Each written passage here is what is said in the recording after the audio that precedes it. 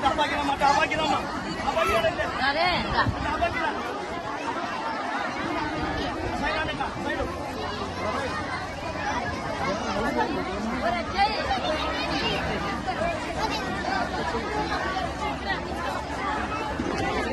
ప్రచారం మా ప్రచారము గుంతకల్ నియోజకవర్గంలో ఎక్కడ పోయినా కూడా బ్రహ్మరథం పడుతూ మమ్మల్ని ఆహ్వానిస్తున్నారు. అదేవిధంగా గుంతకల్ నియోజకవర్గంలో ఉన్న ప్రతి ఒక్క కార్యకర్తకు, నాయకులకు అందరికీ ఈరోజు సీతారాముల కళ్యాణ ఉత్సవంగా సందర్భంగా ప్రతి ఒక్కరికి శుభాకాంక్షలు తెలియజేసుకుంటున్నాను. గుంతకల్ మండలమే కాకుండా గుత్తి మండలంలో కూడా జయరాం గారితో పాటు మీరు కూడా విస్తృతంగా ప్రచారం చేస్తున్నారు. ప్రజల నుంచి ఎలాంటి స్పందన లభిస్తుంది మీకు? ప్రజల నుంచి స్పందన అంటే భారీగా స్పందన వస్తుంది.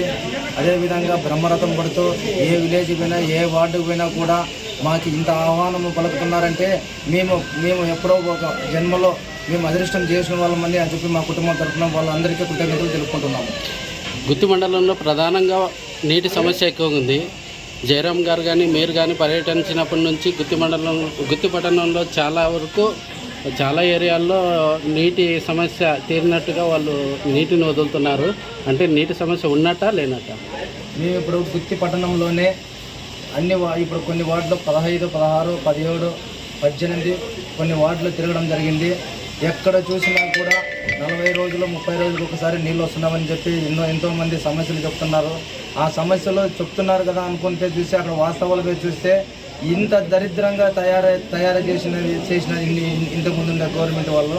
ఎందుకంటే ఇక్కడ చుట్టూ 5 కిలోమీటర్లలో నీళ్ళ సమస్య, ఎక్కడ నీళ్ళు బాగానే ఉన్నాయి. అభ్యర్థి చెరువు అయితేనే ఉంది, పాత్కో చెరువు అయితేనే ఉంది, వైటి చెరువు అయితే ఉంది.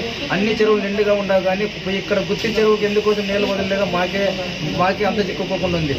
అదేవిధంగా 15, 16 వార్డులను అయితే కినా డ్రైనేజ్ అయితే కినా ఎంత దుర్భిష్టంగా ఉంది.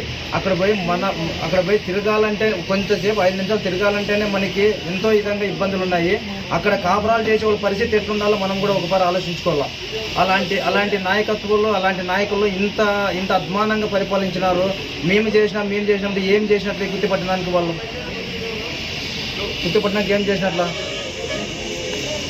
ప్రధానంగా నీటి సమస్యనైనా ఇంకా వేరే సమస్యలు ఏమన్నా మీ దృష్టికి వస్తున్నాయా? ఇప్పుడు ఎవరు కూడా మనకేమి వాళ్ళేమో మన ఆశలు అడగరు. మాకు తాగడానికి నీళ్ళు ఇస్తూ ఉండడానికి రోడ్లు, డ్రైనేజీలు చేసే సలపా అనే వాళ్ళు ఉన్నారు. మనం బటన్లు వస్తాం అనేది కాదు. ఇప్పుడు ప్రస్తుతానికి తాగడానికి గుక్కడ నీళ్ళైనా కావాలి కదా. నీటి సమస్యతోనే గుత్తి పట్టణం అంతా అల్లాడిపోతుంది. వైఎస్ఆర్సీపీ నాయకులకి ఏ ఒక్క నాయకుని కూడా గుత్తి పట్టణానికి వచ్చి ఓటు అడిగే దమ్ము, ధైర్యం ఉండే నాయకుడు ఎవరైనా ఉంటే ముందుకు రామని చెప్పి నేను సభాముఖంగా తెలియజేసుకుంటున్నాను. మీరు ప్రజలకు ఇచ్చే హామీలు ఏంటి?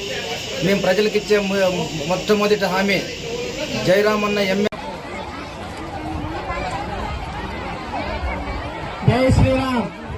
మా భక్తాదులందరికీ కూడా చిన్న విన్నపము, అక్షింతలు ఇచ్చిన వెంటనే స్వామివారి మగాన్ని తిరిగి కొట్టుకోకుండా మీ ఇంటికి తీసుకొని పోండి, సరేనా? స్వామివారికి ఎవరు ఇసురద్దండి, సరేనా?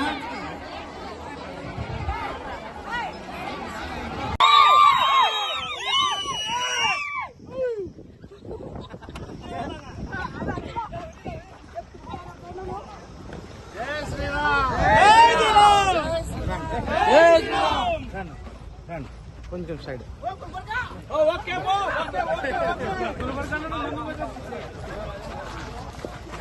దావు ముందు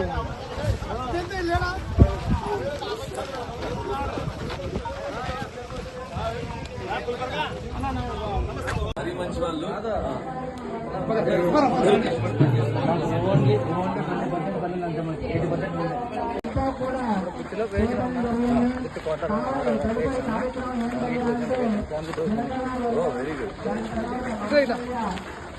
జై శ్రీరామ్.